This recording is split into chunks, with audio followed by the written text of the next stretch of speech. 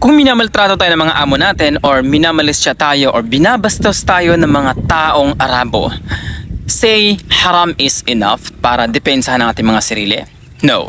Guys, Assalamualaikum. Welcome to our Arabic class. In this video, ituturo ko sa inyo kung paano natin depensahan ang ating mga sarili pagdating sa mga abuso ng mga amo at mga ibang taong mga Arabo. And guys, take note. Ang pagsasabi ng haram, like for example, binabastos kayo, sasabihin nyo, mudir, hada haram, or madam, hada haram. Para sa akin is, ang meaning po talaga ng haram is bawal. So, based sa Islam at sa katuruan ng aming relihiyong Islam, ang pagsasabi ng haram ay hindi sapat para sabihin or kontrahin ang mga taong bumabastos sa'yo. No. There are words na sakto or tamang gamitin para i-manipulate yung mga taong nagbabastos sa atin or minamaltrato tayo ng hindi magandang pagtrato. Sa video na ito, ituturo ko sa inyo ang dalawang words para sabihin nyo sa mga taong bumabastos sa inyo o di kayo minamalisya kayo o minamaltrato kayo ng hindi patas. Ang unang word na ituturo ko sa inyo ay ang pagsabi ng hasbiyallah alaik. Hasbiyallah alaik. Now, anong ibig sabihin, teacher, ng hasbiyallah alaik? Actually, na-content ko na to nakaraan, na ituro ko na ito sa reels ko sa TikTok at saka sa Facebook. Ang ibig sabihin po ng hasbiyallah alaik ay ang Allah na lamang ang bahala sa iyo. Pangalawa, ang word na ittaqillah. Guys, ang mga Arabo, lalong-lalo na kaming mga Muslim, takot na takot kami sa word na ittaqillah. Why? It's a big deal for us para sabihin ng mga taong ordinaryo sa amin. Like for example, if we did wrong or mistake to someone or to somebody na tapos sinabihan kami ng ittaqillah. Ang ibig sabihin ng ittaqillah ay matakot ka sa Allah.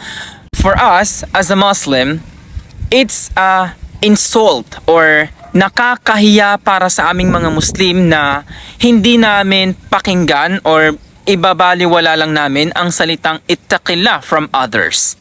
Now guys, ang mga Arabo, ayaw nilang marinig ang word na ittaqillah. Why? Because nararamdaman nila yung pagiging guilty nila at nararamdaman nila yung pagiging yung pagiging bastos nila. Nararamdaman nila yung pagiging walang modo nila when someone saying to them ittaqillah.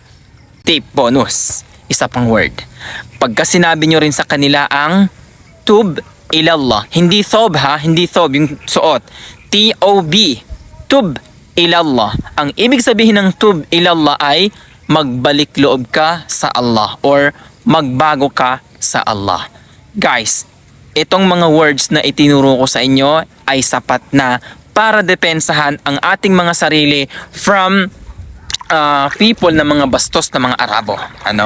So, please take note, gamitin ninyo o di kaya kunin ninyo na mga aral itong mga tinuro ko sa inyo na mga words kasi napaka-importante ito para depensahan ang ating sarili from those people na mga tardo, mga bastos, So, I hope you learn in our video for today. Please don't forget to follow and share the video and comment yours. Kita-kita tayo sa comments. Guys, nasa lake pala ako dito sa lugar namin, So, as you can see, the lake is very nice. Pwede nyo itong puntahan dito sa Sarangani, Alabel. Actually, napakaganda talaga nito, guys. Ang lawak. May 2 hektarya to Mula doon hanggang doon. So, ipapasyal kayo muna bago natin i-cut yung video. Ya Allah. Actually, ang hirap talaga nito. Dapat talaga kasama ko si Christine dito. Actually, kasi si Christine pumapatol sa amo niya. So, ayun, di siya nakalabas. Wala siyang day off ngayon. Ayun, Christine, laban pa. Lalaban-laban ka pa, Christine. Di ka naman maka-day off.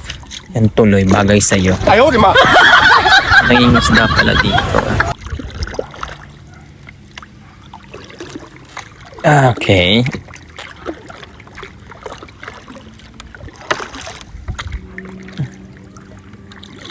Yun. Gusto ko sana pumunta doon sa pinakadulo kaso parang natatakot ako.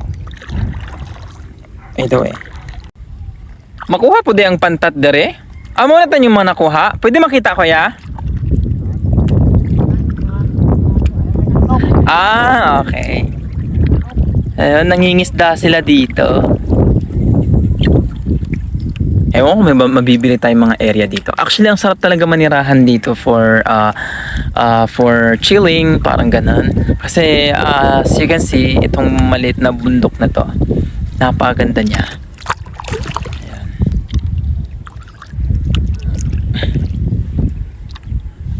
Bayan, ang hirap. Balik tayo doon. Sige. Kabig. Kabig mga suke. Fresh yung Divisoria. Yun. Habang hindi pa tayo nahanap ni tatay, pasyal-pasyal muna tayo. Yun yung sunset to, lumabas na naman. Ayun guys, mashallah, tabarakallah. Ang ganda talaga dito, promise. Hindi ka magsasawa dito sa kakatingin mo sa lake na to.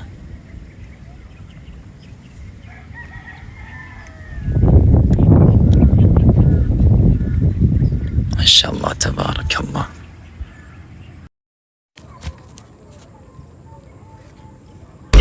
Ayaw, di ma.